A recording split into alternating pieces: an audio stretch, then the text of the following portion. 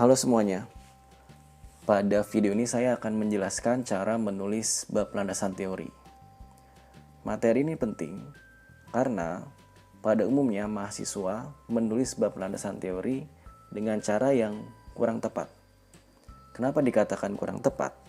Karena pada umumnya mahasiswa menulis bab landasan teori dengan kutipan-kutipan belaka tanpa mengetahui apa signifikansi dari kutipan-kutipan itu.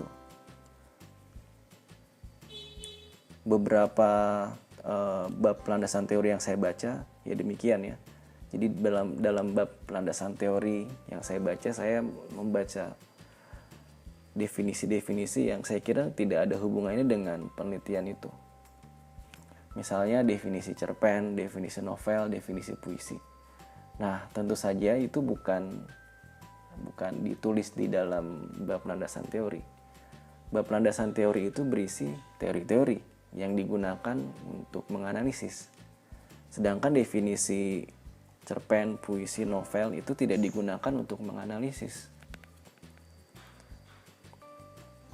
Kita mulai dari definisinya.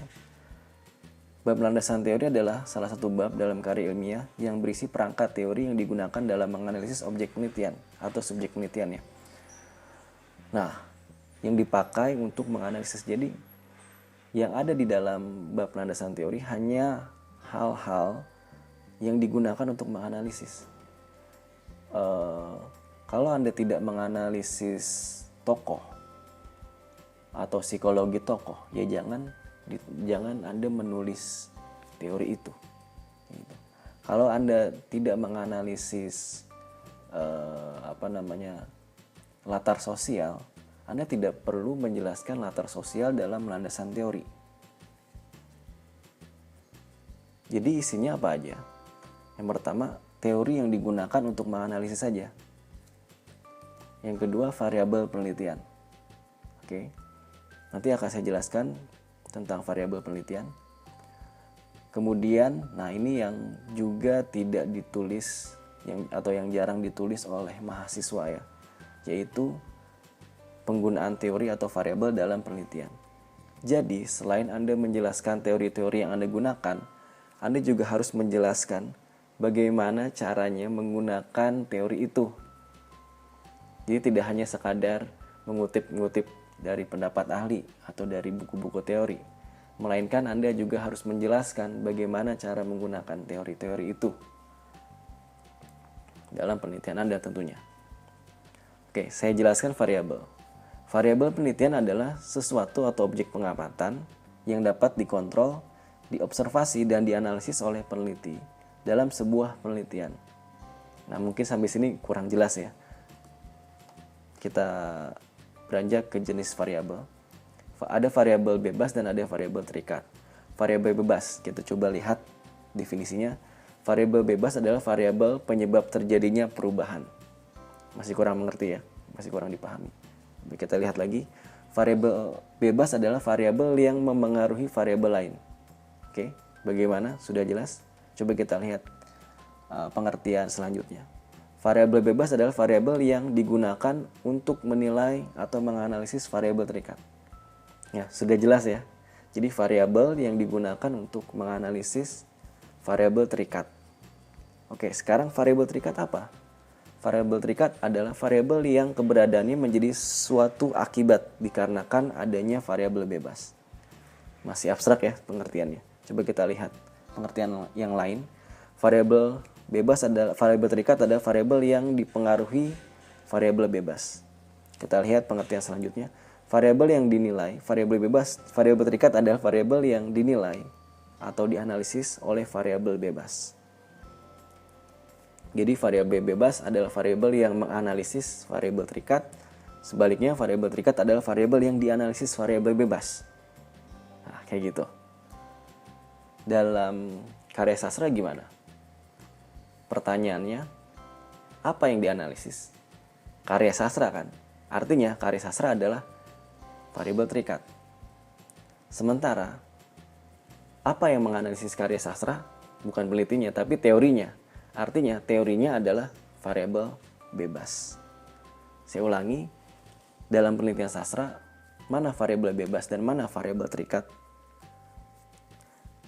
Pertanyaannya adalah, apa yang dianalisis? Ini nih, apa yang dianalisis? Yaitu karya sastra. Kemudian, dengan apa kita menganalisis? Dengan teori, gitu ya. Mudah sekali dipahami. Kalau misalnya ada sebuah judul, analisis diskriminasi dalam novel Gadis Pantai karya Pramudia Anantatur. Variabel bebasnya mana? Variabel terikatnya mana? Bisa kita lihat ya, ini variabelnya. Nah, sekarang variabel bebasnya mana? Ingat, variabel bebas adalah variabel yang digunakan untuk menganalisis. Berarti ini ya sudah jelas. Ini variabel bebasnya. Dan ini variabel terikat. Variabel terikat adalah variabel yang dianalisis. Nah, dengan demikian kita memiliki salah satu konten dalam landasan teori, yaitu variabel. Nah, untuk merumuskan sebuah landasan teori, maksudnya di landasan teori itu kita mengemukakan apa aja sih? Teori-teori yang kita jelaskan itu teori apa aja sih? Nah, kita bisa melihat judul tadi ya, variabel dari judul, dan juga kita bisa melihat rumusan masalah. Ingat, rumusan masalah adalah panduan kita untuk menganalisis objek penelitian atau subjek penelitian kita. Oke, kalau misalnya rumusan masalahnya bagaimana struktur novel Gadis Pantai karya Pramudia Anantatur, dan bagaimana diskriminasi yang terdapat di novel Gadis Pantai karya Pramudia Anantatur, kita bisa dengan mudah merumuskan landasan teori. Teori apa yang akan kita jelaskan di landasan teori? Ya, tentu saja teori struktur dan diskriminasi sebagai variabel bebas. Ini yang akan kita jelaskan. Dengan demikian, bab landasan teori kita akan berisi teori struktur novel yang terdiri dari alur dan pengaluran, apalagi tokoh dan penokohan, latar, atau yang lainnya begitu ya. Teori struktur novel banyak sekali. Ada teori naratif atau naratologi, ada teori strukturalisme dari berbagai macam ahli ya. Tinggal Anda pilih sendiri yang mana yang akan Anda gunakan. Yang kedua adalah teori diskriminasi. Anda baca buku tentang teori diskriminasi. Nah, di situ Anda bisa memahami apa yang dimaksud dengan diskriminasi dan bagaimana caranya menggunakan teori itu dalam menganalisis novel. Nah, ini misalnya aja variabel bebas ini akan saya jadikan variabel untuk menilai atau menganalisis ya. Nah, diskriminasi misalnya terdiri dari diskriminasi kelas sosial. Nanti saya akan menganalisis novel itu, novel Gadis Pantai. Apakah di dalam novel Gadis Pantai itu ada diskriminasi kelas sosial? Kemudian diskriminasi gender. Apakah di novel itu ada diskriminasi gender? Nah, inilah yang variabel yang akan saya gunakan untuk menganalisis novel Gadis Pantai. Oke, jadi kelihatan di sini. Ini semuanya adalah yang saya gunakan atau yang kita gunakan untuk menganalisis semuanya. Untuk analisis. Tidak ada yang mubazir gitu ya, tidak ada yang tidak digunakan. Di sini tidak ada definisi novel itu apa, nggak ada. Karena itu ya tidak penting. Tidak penting untuk dianalisis, untuk proses penganalisis gitu, penganalisisan. Nah, teorinya sudah, variabelnya sudah. Yang ketiga tadi adalah bagaimana cara menggunakannya.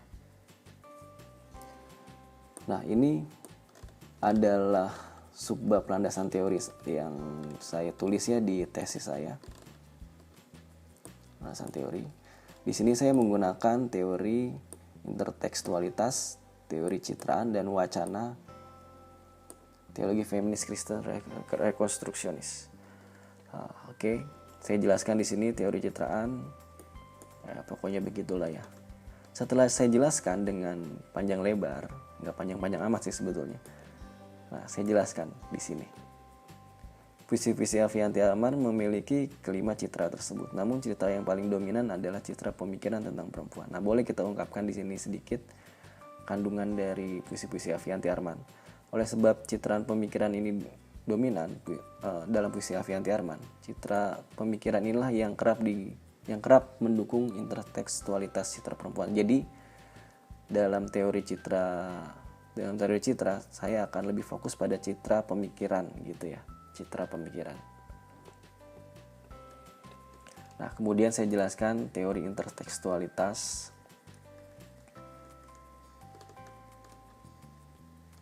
Nah, kemudian saya jelaskan di sini bagaimana saya menggunakan teori ini. Dalam hal ini, teks hipogram Alkitab menjadi teks yang aktual dalam kumpulan puisi perempuan yang dihapus namanya karya Avianti Arman. Hampir setiap puisi dalam kumpulan puisi ini mengutip pasal dalam Alkitab. Kumpulan atau kisah dalam Alkitab dikembangkan menjadi teks puisi. Contohnya pada puisi Tamar, Avianti Arman menjadikan pasal dalam Alkitab sebagai peristiwa dalam puisinya. Nah, saya jelaskan di sini sedikit. Nah, kemudian ini.